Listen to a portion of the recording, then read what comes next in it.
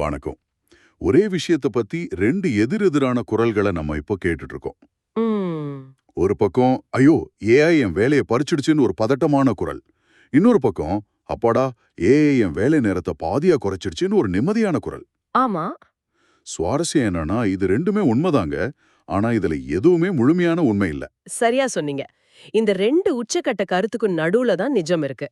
அதனால இன்னைக்கு நாம ஏஐ நல்லதா கெட்டதான்னு ஒரு தீர்ப்பு சொல்ல போறது இல்ல. ஆமா. அதுக்கு பதிலா இந்த டெக்னாலஜி உண்மையில என்ன செய்யுது, நம்ம வேலையையும் வாழ்க்கையும் எப்படி மாத்துதுன்னு கொஞ்சம் ஆழமா அலச போறோம். நம்ம பயப்படுற மாதிரி ஏஐ நம்மளோட எதிரியா, இல்லாட்டி நாம சரியா பயன்படுத்த தெரியாம வச்சிருக்கிற ஒரு சக்தி வாய்ந்த கருவியா? கரெக்ட். அந்த புரிதல் தான் இந்த உரையாடலோட நோக்கமே. மேலோட்டமான தலைப்புச் செய்திகளை தாண்டி உண்மையிலே என்ன நடக்குதுன்னு பார்க்கலாம். நீங்க சொன்னீங்க இது ஒரு கருவின்னு. ம். அப்போ ஒரு சுத்தியலை வச்சு ஆணி அடிக்கலாம், கண்ணாடியையும் உடைக்கலாம். அந்த மாதிரி ஏஐய நம்ம எப்படி பார்க்கணும்? அருமையான ஓமை. சொல்லப்போனா மைய கருத்தே இதுதான். ஏஐ மனிதர்களை ஒட்டுமொத்தமா மாத்த வரல. அது மனிதர்கள் செய்யற திறனற்ற, சலிப்பான, திரும்ப திரும்ப செய்யற வேலைகளை மாத்துறதுக்கு வந்திருக்கு. சரி. யோசிச்சு பாருங்க, ஒரு காலத்துல 1 மணி நேரம் பிடிச்ச ஒரு வேலையை இப்போ ஒரு நிமிஷத்துல செய்ய முடியுதுன்னா அதுக்கு காரணம் மனிதர்கள் சோம்பேறியானது இல்ல, நாம புத்திசாலியானது தான் காரணம். இந்த 1 மணி நேரம் 1 நிமிஷமா மாறுறது தான் எல்லா விவாதத்தோட மையமா இருக்கு. ஒரு டேட்டா அனாலிஸ்ட் ஆயிரக்கணக்கான வரிகள் இருக்கிற ஒரு எக்ஸல் ஷீட்ல இருந்து ஒரு இன்சைட் எடுக்க 1 மணி நேரம் செலவு பண்ணிருக்கலாம். ஆமா.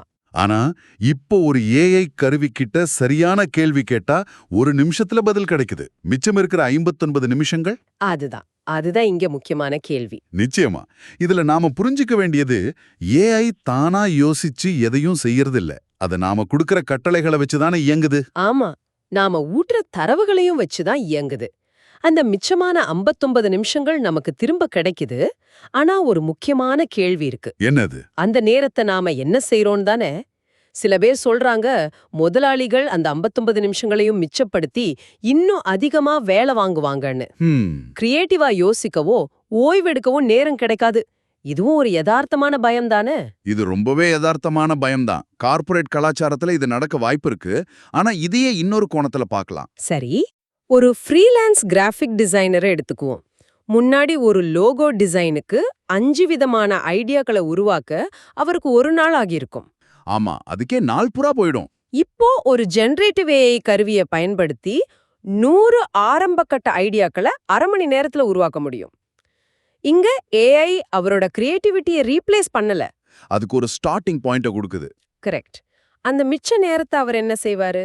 அந்த 100ல சிறந்த 5 ஐடியாக்களை தேர்ந்தெடுத்து அதை மெருகேற்ற, கிளையண்ட் கிட்ட இன்னும் ஆழமா பேச, அடுத்த ப்ராஜெக்டுக்கு தயாராகன்னு பயன்படுத்துவார். அவரோட மதிப்பு கைகாரால் வரைவதிலிருந்து மூளையால் சிந்தித்து வழிநடத்துவதா மாறுது. இது ஒரு நல்ல பார்வை. அப்ப அந்த மிச்சமாகும் நேரம் வெறும் வேகத்தை பற்றியதில்ல, ஒரு நோக்கத்தோட திறமையா செயல்படுவதை பற்றியது. ஆமா. அந்த மெத்த நேரத்தை எப்படி பயன்படுத்துறோங்கிறது தனிப்பட்ட மனிதர்களையும் நிறுவனங்களையும் பொறுத்தது. சரி, நாம எதிர்காலத்தை பத்தி பேசாம இப்போ நிஜ உலகத்துல ஏஐ எங்கெல்லாம் இந்த மாதிரி மாற்றத்தை ஏற்படுத்துதுன்னு சில உதாரணங்களை பார்க்கலாமா? கண்டிப்பா. மருத்துவத்துறையை எடுத்துக்கலாம். இதுல ஏஐயோட தாக்கம் மிக அதிகம். நாம நினைக்கிற மாதிரி ஒரு கம்ப்யூட்டர் ஸ்கிரீன்ல கேன்சர், நோ கேன்சர் அன்னு காட்டாது. அது அவ்வளோ எளிமை இல்ல. ஒரு ரேடியாலஜிஸ்ட் ஒரு நாளைக்கு 100கணக்கான எக்ஸ்ரே, எம்ஆர்ஐ ஸ்கேன்களை பார்க்க வேண்டியிருக்கும். ஆமா, ரொம்ப கடினமான வேலை. ஒரு கட்டத்துக்கு மேல மனித கண்கள் சோர்வடையலாம். இங்கதான் ஏஐ ஒரு உதவியாளரா வருது. உதவியாளரா? அது எப்படி வேலை செய்யுது? உதாரணமா, ஒரு ஏஐ மாடல் லட்சக்கணக்கான மெடிக்கல் இமேஜ்களை பார்த்து பயிற்சி எடுத்திருக்கோம். அதுக்கு இயல்பான திசு அமைப்புக்கும் ஒரு சின்ன கட்டிக்கும் உள்ள வித்தியாசம் தெரியும். ஓகே. இப்போ ஒரு புது ஸ்கேனை அதுகிட்ட கொடுத்தா அது கோடிக்கணக்கான பிக்சல்கள்ல சந்தேகத்துக்குரிய 3 பிக்சல்களை மட்டும் சிவப்பு நிறத்துல ஹைலைட் பண்ணி காட்டும். அப்படியா? அது நோயின்னு சொல்லாது, ஆனா இங்க கவனம் செலுத்துங்கள்னு மருத்துவருக்கு ஒரு சிக்னல் கொடுக்கும். இது டாக்டரோட வேலையை எளிதாக்குது, துல்லியத்தை அதிகரிக்குது. ஆனா இறுதி முடிவு நோயாளி கிட்ட பேசுறது, சிகிச்சையை தீர்மானிக்கிறது எல்லாமே மருத்துவரோட கையில தான் இருக்கு. ஆமா. அப்போ இது நோயை கண்டுபிடிக்கிறத விட நோயை கண்டுபிடிக்க உதவுதுன்னு சொல்லலாம். இது அனலிட்டிக்கல் ஏஐ வகையை சேர்ந்ததா? பேட்டர்ன்ஸை கண்டுபிடிக்கிறது. சரியா சொன்னீங்க. இது பேட்டர்ன்ஸை கண்டுபிடிக்கிற அனலிட்டிக்கல் ஏஐ. ஆனா இன்னொரு வகை இருக்கு, ஜெனரேட்டிவ் ஏஐ. இது மருந்த கண்டுபிடிப்பு துறையில ஒரு புரட்சியே செஞ்சிட்டு இருக்கு. பாரம்பரியமா ஒரு நோய்க்கான மருந்த கண்டுபிடிக்க விஞ்ஞானிகள் பல்லாயிரக்கணக்கான மூலக்கூறுகளை ஒவ்வொன்னா பரிசோதனை செய்யணும். ஆமா, இதுக்கு பல வருஷங்கள் ஆகும்னு படிச்சிருக்கேன். பல வருஷங்கள், பில்லியன் கணக்கான டாலர்கள் செலவாகும். இதுல ஜெனரேட்டிவ் ஏஐ என்ன செய்யுதுன்னா, சொல்லுங்க. அது ஒரு நோயை உண்டாக்கும் புறத்தோட அமைப்பை புரிஞ்சுக்கிட்டு அதுக்கு எதிராக செயல்படக்கூடிய லட்சக்கணக்கான சாத்தியமான மூலக்கூறு அமைப்புகளை சில மணி நேரங்கள்ல கணினிக்குள்ளேயே உருவாக்கி சிமுலேட் பண்ணி பார்க்கும். வாவ். இதுல எது அதிக பலன் தரும்னு கணிக்கும். சமீபத்துல ஒரு அரிய வகை கல்லீரல் நோய்க்கு இந்த முறைய பயன்படுத்தி சில வாரங்கள்ல சில மருந்து மூலக்கூறுகளை கண்டுபிடிச்சாங்க. கேட்கவே ஆச்சரியமா இருக்கு. இது அந்த 59 நிமிஷங்கள் நேரத்தை மிச்சப்படுத்துறது மட்டும் இல்ல, உயிர்களையும் காப்பாற்ற வாய்ப்பு இருக்கு. மருத்துவம், மருந்து கண்டுபிடிப்புன்னு பெரிய விஷயங்கள்ல மட்டும் இல்லாம சாதாரண அலுவலக வேலைகள் கூட இது பெரிய தாக்கத்தை ஏற்படுத்துது இல்லையா? நிச்சயமா.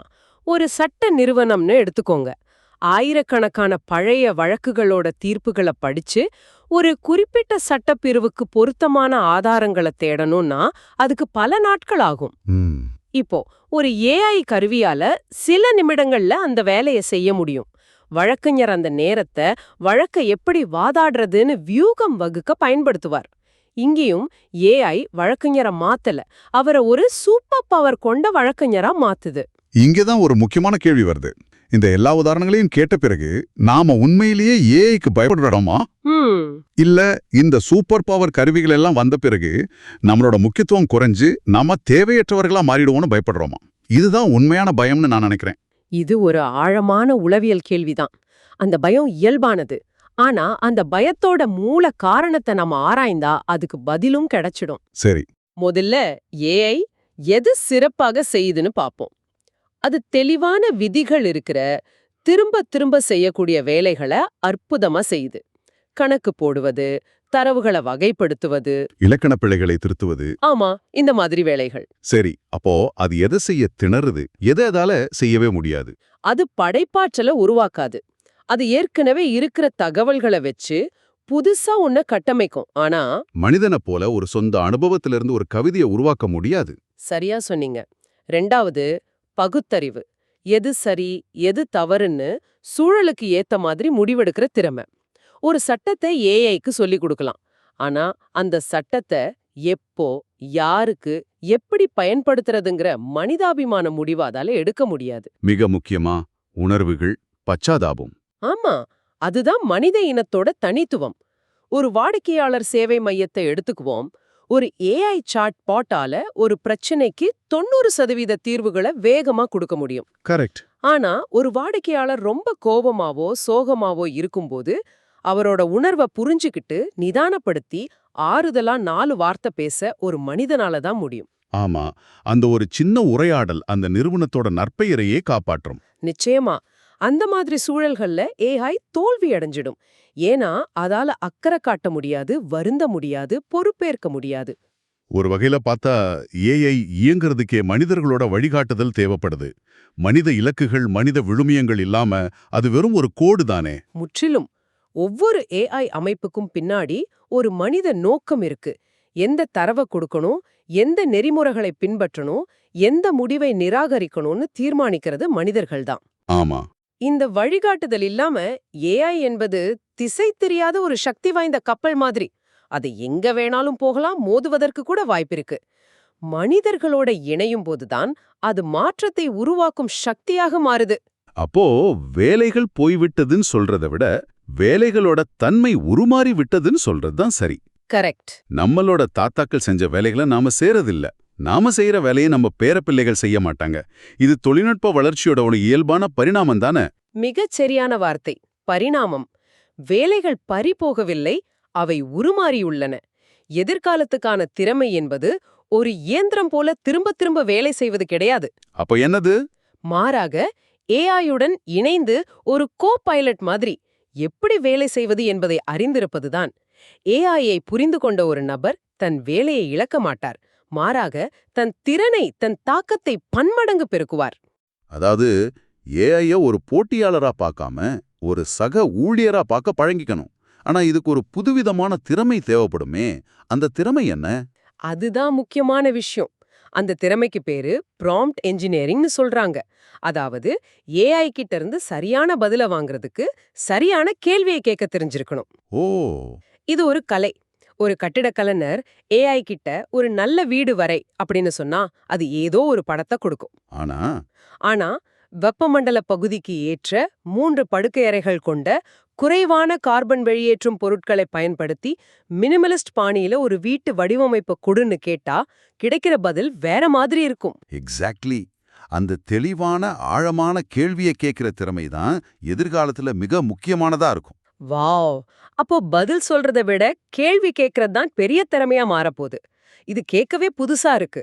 அப்போ அந்த மனிதனாக இருக்க வேண்டும் என்பதை இது விளக்குது. ஆமா, பரிந்துரைக்க முடியும், அது கணக்கிட முடியும், அது கணிக்க முடியும். ஆனா ஒரு குழு தோல்வி அடையும் போது அவங்களுக்கு தைரியம் சொல்ல ஏஐக்கு தெரியாது. தெரியாது. ஒரு ப்ராஜெக்ட்ல ஒரு சிக்கல் வரும்போது பல துறைகளை சேர்ந்தவங்கள ஒன்னு சேர்த்து ஒரு பொதுவான தீர்வை நோக்கி வழி நடத்த அதால முடியாது. அந்த பொறுப்பு, அந்த தலைமை பண்பு இன்றும் என்றும் நம்முடையதுதான். அப்போ இந்த முழு உரையாடல் இருந்து நாம எடுத்துக்க வேண்டிய மையச்செய்தி என்னன்னு சுருக்கமா சொல்லணும்னா, ஏஐ நமது மனிதத்தன்மையை எடுத்துக்கொள்ள வரவில்லை. அது நமது மனிதத்தன்மையை நமக்கு திரும்ப ஞாபகப்படுத்தவும் சோதிக்கவும் வந்துள்ளது. சோதிக்கவா? எவ்ளோ புத்திசாலித்தனமா பயன்படுத்துறோம், எவ்ளோ நெறிமுறைகளோட இந்த அமைப்புகளை வடிவமைக்கிறோம். தேவையில்லாத பயத்தை தேர்ந்தெடுப்பதை விடுத்து பயனுள்ள ஒத்துழைப்பை தேர்ந்தெடுக்கிறோமா என்பதை சோதிக்கத்தான் ஏஐ வந்திருக்கு. அருமை. அப்போ எதிர்காலம் என்பது எல்லா இடங்களிலும் ஏஐ இருப்பதல்ல.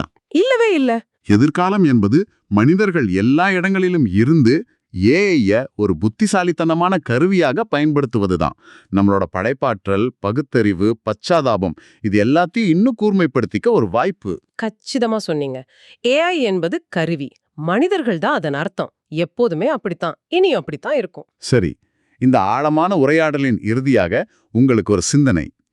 ஏஐ ஒரு சக்தி வாய்ந்த கருவின்னு நாம ஒத்துக்கிட்டா அந்த கருவியை கொண்டு நீங்கள் எதை உருவாக்க விரும்புகிறீர்கள்? யோசிச்சு பாருங்க. உங்க வேலையிலயோ அல்லது தனிப்பட்ட வாழ்க்கையிலயோ எந்த சலிப்பான திரும்ப திரும்ப செய்யற வேலைய ஏஐயிடம் ஒப்படைத்து விட்டு அந்த மிச்சமாகும் நேரத்தை எந்த மனித பண்பிற்கு, அது ஒரு புதிய திறமையை கற்றுக்கொள்வதாக இருக்கலாம், உங்க உறவுகளை மேம்படுத்துவதாக இருக்கலாம், அல்லது ஒரு ஆழமான பிரச்சனைக்கு தீர்வு காண்பதாக இருக்கலாம், நீங்கள் செலவிட போகிறீர்கள். அந்த பதில்ல தான் நமக்கான எதிர்காலம் இருக்கு.